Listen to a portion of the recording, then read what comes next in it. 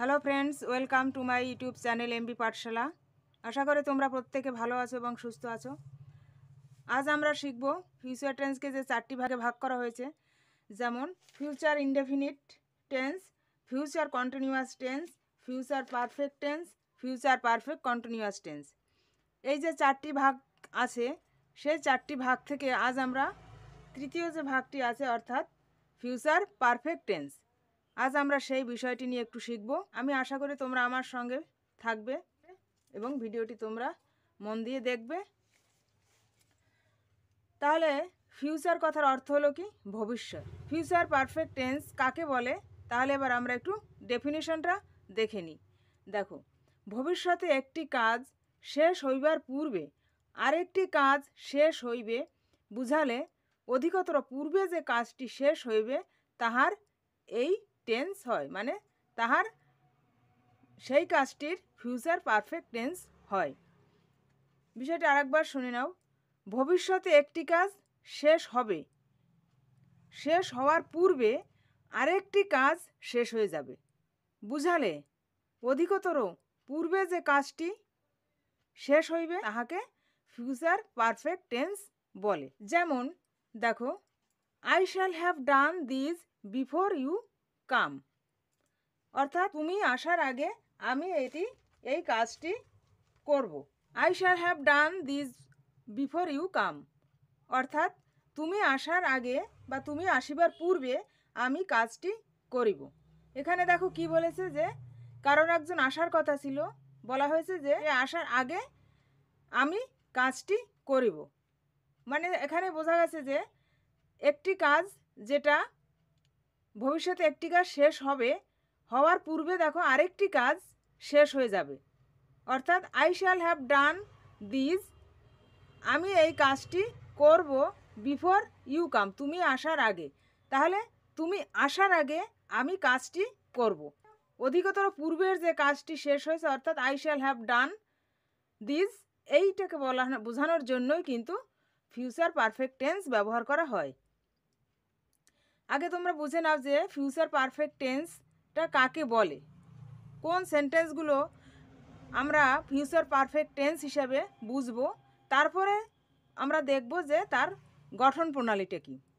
আর একটা বাক্য দিয়ে দেখো, they will have finished the work before you reach, তোমার পৌঁছাবার পূর্বে তাহারা কাজটি শেষ করিবে।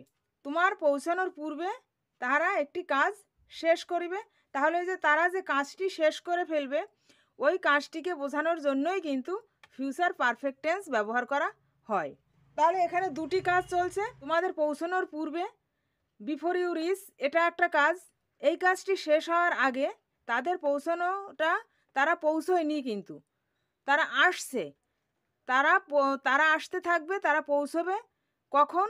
তার আগে কিন্তু তার এই কাজটি শেষ হয়ে যাবে, পূর্বের কাজটি কিন্তু শেষ হয়ে যাবে। এই ধরনের কোনো বাক্য সেটাকে বুঝবে যে এটা ফিউচার পারফেক্ট টেন্স। গ্রামার একটু মনোযোগ সহকারে বুঝতে হবে এবং ধৈর্য ধরে দেখতে হবে, বিষয়টি বোঝার চেষ্টা করতে হবে, তবেই এটা বুঝতে পারবে। এই টেন্সে মূল ভার্বের পাস্ট পার্টিসিপেলের পূর্বে শ্যাল হ্যাভ বা উইল হ্যাভ বসে। পাস্ট পার্টিসিপেল মানে কি? মূল ভার্ব কোনটা? আমরা প্রত্যেকটা সেন্টেন্সে টেন্সে আমরা দেখে এসেছি মূল ভার্ব কাকে বলে, নিশ্চয়ই ক্রিয়া। তাহলে দেখো এখানে ক্রিয়া কি আছে, কি? ডু, তাই তো? ডু থেকে ডান হয়েছে, ডু ডিড ডান, বোঝা গেল? তা ডু এর পাস্ট পার্টিসিপেল ফর্ম বা V3 ফর্মটা এখানে বসবে। এখানে বিশেষ করে একটা সূত্র তোমাদের লিখে দেওয়া আছে। এই টেন্সে মূল ভার্বের পাস্ট পার্টিসিপেলের পূর্বে কিন্তু শ্যাল হ্যাভ বা উইল হ্যাভ বসবে। তাহলে দেখো আমরা যে গঠন প্রণালীটা পেয়েছি, সেই গঠন প্রণালীটা দেখে আমরা এই বাক্যগুলোকে, সেন্টেন্সগুলোকে আবার একটু দেখব। গঠন প্রণালী কী হবে? সাবজেক্ট প্লাস শ্যাল হ্যাভ বা উইল হ্যাভ। এই শ্যাল ওয়ার্ডটি দ্বারা কী বোঝাবে? ভবিষ্যৎকে বোঝানো হয়। শ্যাল উইল এটাকে দ্বারা ভবিষ্যৎকে বোঝানো হয়, যে ফিউচার মানে ভবিষ্যৎ। আর হ্যাভ দ্বারা কী হবে? পারফেক্ট বোঝানো হচ্ছে, যে পারফেক্ট। আর তেমনি উইল দ্বারাও ফিউচারকে বোঝানো হয়। হ্যাভ দ্বারা কি? হ্যাভ হলো পারফেক্ট টেন্সের সিম্বল। আর মূল ভার্বের V3 বা পাস্ট পার্টিসিপেল ফর্ম, যেমন ডু আছে, ডু, ডিড, ডান, এখানে বসবে ডান। তারপরে বাদবাকি যে অংশগুলো থাকবে অর্থাৎ অবজেক্ট, সেটা পরবর্তীতে বসবে। এই সেন্টেন্সটা দেখো, I shall have done this before you come, তাই তো? তাহলে এখানে সাবজেক্ট আছে কি আই, আইয়ের পরে সবসময় কিন্তু শ্যাল বসবে। এটা কিন্তু আমরা এর আগে যে ফিউচার কন্টিনিউয়াস টেন্স পড়েছি সেখানেও কিন্তু বলেছি, আইয়ের পরে সবসময় শ্যাল বসে। তাহলে আই শ্যাল, তারপরে গঠন প্রণালীতে শ্যাল হ্যাভ, তাহলে শ্যাল হ্যাভ বসবে প্লাস মূল ভার্বের V3 বা পাস্ট পার্টিসিপেল। মূল ভার্ব ছিল ডু, ডু এর পাস্ট পার্টিসিপেল কি হয়েছে? ডান। তাহলে ডান বসলো এখানে। তারপরে কি আছে বলছে? Object, this before you come, তুমি আসার পূর্বে। এটা হলো অবজেক্ট, তার পরবর্তীতে অবজেক্টটা বসে যাবে। তারপরে দেখো পরের সেন্টেন্সটি কি আছে, they will have finished the work before you reach, তুমি পৌঁছানোর পূর্বে তারা কাজটি শেষ করিবে। এখানে দে হলো সাবজেক্ট, দে বসলো সাবজেক্ট, তারপরে কি বসবে? Will have. দে হলো কি থার্ড পারসন সিঙ্গুলার নাম্বার, সে কারণে কিন্তু উইল হ্যাভ বসবে। সেকেন্ড পারসন এবং থার্ড পারসনের ক্ষেত্রে কিন্তু বসবে উইল হ্যাভ, ফার্স্ট পারসনের ক্ষেত্রে বসবে শ্যাল হ্যাভ। এই বিষয়টা তোমরা একটু মনে রাখবে। কি বললাম? ফার্স্ট পারসন থাকলে বসবে শ্যাল হ্যাভ, আর সেকেন্ড পারসন অথবা থার্ড পারসন যদি সিঙ্গুলার প্লুরাল নাম্বারও থাকে তাহলেও বসবে কি উইল হ্যাভ। তারপরে দেখো ফিনিশড, ফিনিশের পাস্ট পার্টিসিপেল ফর্ম বা V3 ফর্ম হলো ফিনিশ, ফিনিশড, ফিনিশড, ফিনিশড বসবে। তাহলে ভার্বের, মূল ভার্বের V3 ফর্ম বসলো plus object, the work before you reach. They হলো সাবজেক্ট, উইল হ্যাভ এটা হলো auxiliary verb, auxiliary verb plus মূল ভার্বের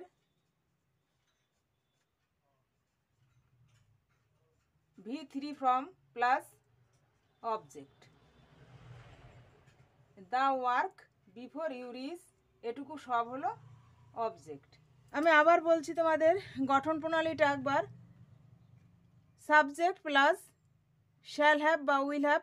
এবার শ্যাল হ্যাভ বসবে, ফার্স্ট পারসনের ক্ষেত্রে বসবে I shall, we shall. I এবং উই হলো ফার্স্ট পারসন, সেক্ষেত্রে বসবে শ্যাল হ্যাভ। আর সেকেন্ড পারসন এবং থার্ড পারসন বা সিঙ্গুলার নাম্বার বা থার্ড পারসন প্লুরাল নাম্বারের ক্ষেত্রে বসবে উইল হ্যাভ। এবং মূল ভার্বের V3 অর্থাৎ পাস্ট পার্টিসিপেল ফর্ম, তারপরে প্লাস থাকবে অবজেক্ট।